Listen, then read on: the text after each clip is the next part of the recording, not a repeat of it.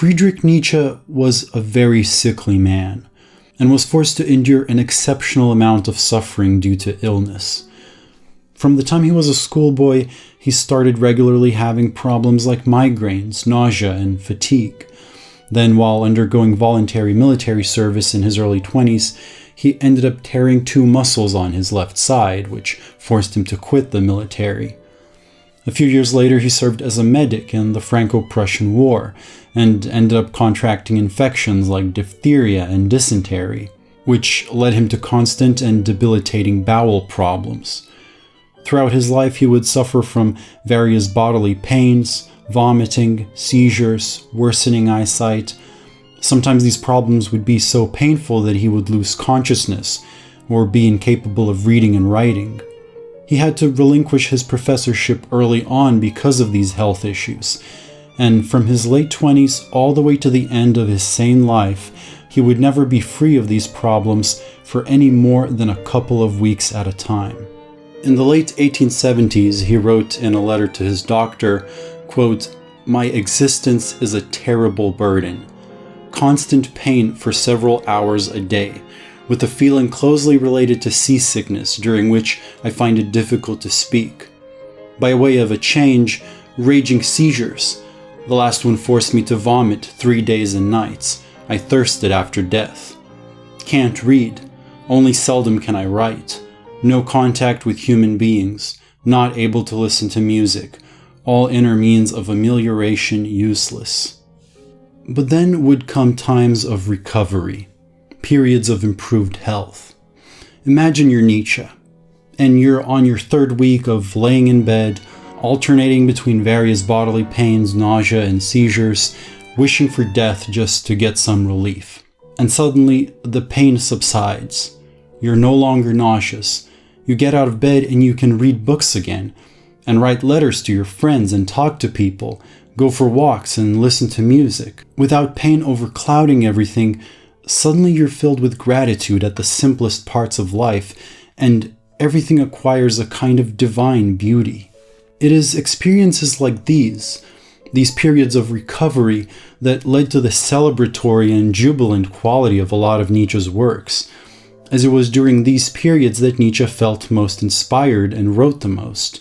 Simple health would fill him with so much joy that he could only call the resulting philosophy the gay science, as one of his books is called.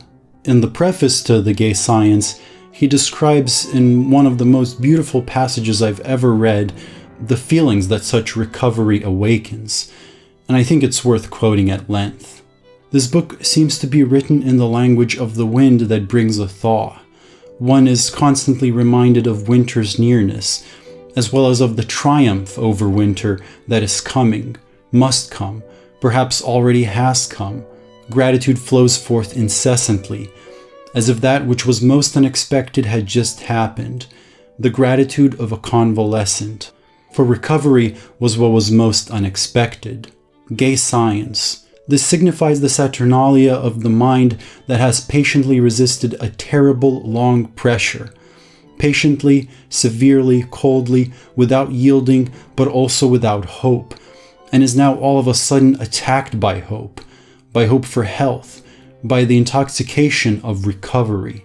This entire book is really nothing but an amusement after long privation and powerlessness, the jubilation of returning strength, of a reawakened faith in a tomorrow and a day after tomorrow, of a sudden sense and anticipation of a future, of impending adventures, of reopened seas, of goals that are permitted and believed in again. In a quote from Beyond Good and Evil that I often refer back to, Nietzsche once wrote, quote, "I have gradually come to realize what every great philosophy so far has been, a confession of faith on the part of its author, and a type of involuntary and unself-conscious memoir." This is, of course, as true of Nietzsche as of anyone, and it's impossible to fully understand his works without taking in a lot of their biographical context, like Nietzsche's sickness. Nietzsche in his writings mentions health, sickness, and related terms a lot, in a whole variety of different contexts. He speaks in favor of the great health, healthy instincts, healthy concepts, a healthy spirit. And on the other hand, he denounces sickness, unhealthy modernity, sickly ideals, and so on.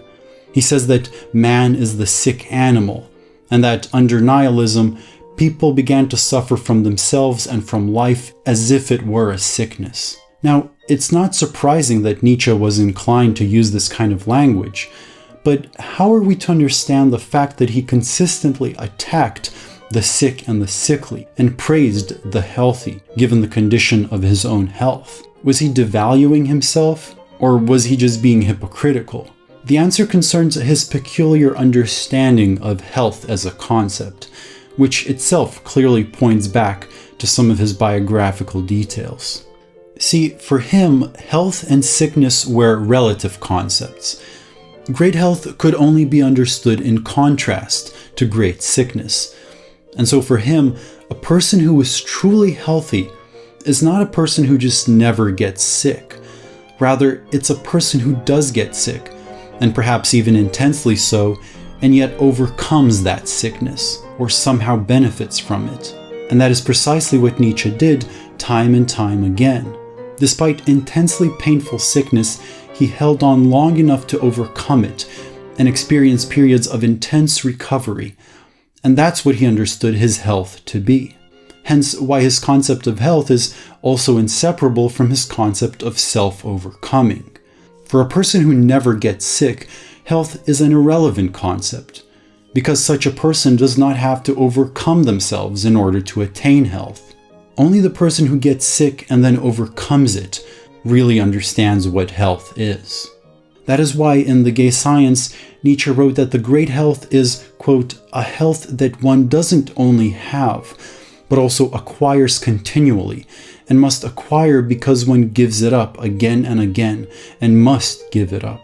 And in Ecce Homo, he wrote that, quote, for something that is typically healthy, sickness can actually be an energetic stimulus to life, to being more alive. This is in fact how that long period of illness looks to me now. I discovered life anew, as it were, myself included. I tasted all good and even small things in ways that other people cannot easily do. I created my philosophy from out of my will to health, to life. And this is linked, as you might expect, to Nietzsche's various remarks on the body. It had been common in many currents of Western philosophy to make a fundamental distinction between body and mind, or body and soul, and to see the body as merely a receptacle for the soul, or even worse, a prison that the soul is trapped in. Often, the body had been spoken of very negatively, as something that limits or taints the soul, or has to be enslaved to it. For example, Plato in the Phaedo dialogue, speaking through Socrates, equated the body with the bars of a prison house, and said that philosophers oppose the body in every respect. On this view, the purpose of philosophy was to cleanse the soul of any bodily influences. This negative attitude to the body was then taken up by certain strands of Christian thought, and its influence persisted all the way to modern philosophy. But this view didn't make any sense to Nietzsche. We've already seen to what extent his philosophical writings were affected by his bodily states, and this was by no means something Nietzsche wanted to get rid of. He affirmed his body, celebrating its overcoming of illness and the happiness it gave him during the periods of recovery. He thus disparagingly wrote about the despisers of the body, and put forth the opposite of Plato's view. Body am I through and through, and nothing besides, and soul is just the word for something on the body. Behind your thoughts and feelings, my brother, stands a powerful commander, an unknown wise man. He is called self. He lives in your body. He is your body. Nietzsche turned the traditional view upside down.